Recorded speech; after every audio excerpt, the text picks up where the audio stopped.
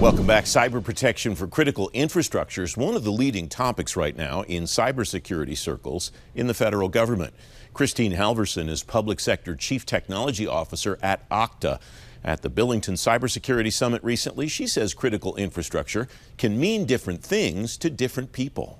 We look at critical infrastructure as identity, right? Identity is a mission critical infrastructure because that is the front door in. And if you can't protect that identity, right, the person's going to get through and to get into your entire infrastructure. And so for us, identity is critical infrastructure. And there's so many ways to go about protecting that you need to do, right? And having the ability and the tools to be able to do that.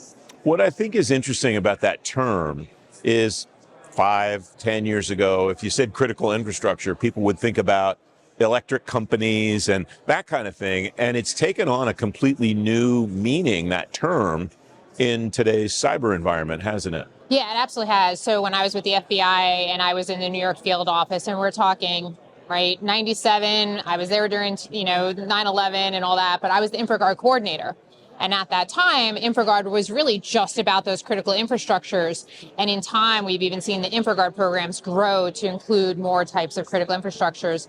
And we're seeing identity and even data now with AI coming into play as being a critical infrastructure, that we need to protect. And with identity being that, right, you have to stay ahead of the threat and you really have to be proactive. And Okta's taken with our secure identity commitment, not only securing ourselves as a company even stronger, but making sure that we're passing that on to our customers and making sure we're staying ahead of the threat is the commitment that we're continuing to make every day on the work we do here at Okta. There seem to be two schools of thought about identity and identity management, especially as it relates to zero trust. One is that it's really elevated the idea of identity management because it's such a critical component of zero trust. The other is that it's kind of de-emphasized the importance of identity management because of all the other elements of zero trust that agencies also have to pay attention to. Yes. Do you have a thought about which direction you see agencies leaning or trending or anything like that? Yeah, I absolutely have a thought. So when you look at the 5 zero trust pillars, right, and identity being the first one, unfortunately, when you look at those pillars, and you have the underlying pieces too, right, the analytics and everything underlying, but when you look at the pillars, there's space between them. Yeah. And that space between them is where the cyber actors are, right? That is where your foreign adversaries are. That's where your cyber actors are acting. And so really to cut through those pillars and make identity kind of, again, that mission critical infrastructure, you have to be able to cut through those pillars and have integrations with all the other applications that are sitting in the other pillars. And that's what Okta does. We sit across those 5 pillars. We share threat signals with the other SaaS providers through our 7,800 integrations with our partners.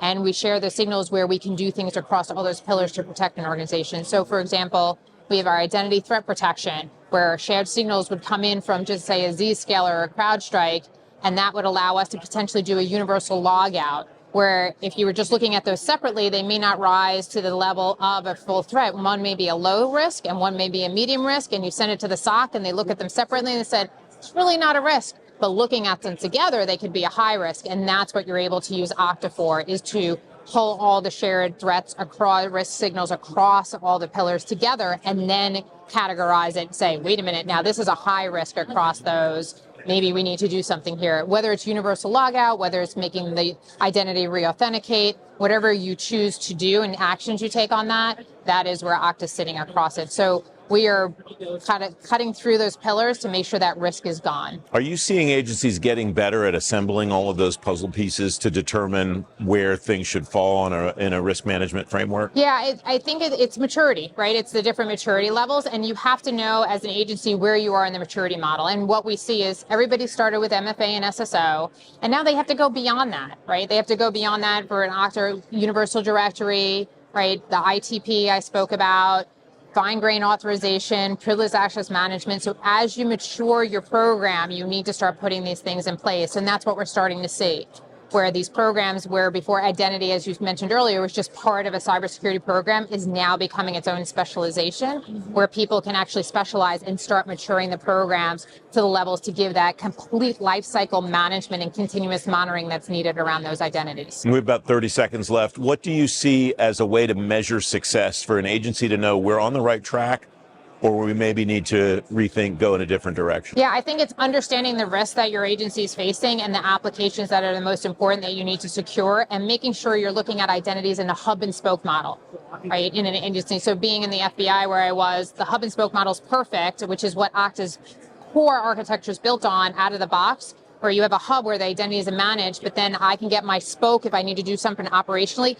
and pull in those identities versus creating my own identity management platform. I can be more rapid, I can be flexible, and I can meet mission a lot quicker by a hub and spoke model.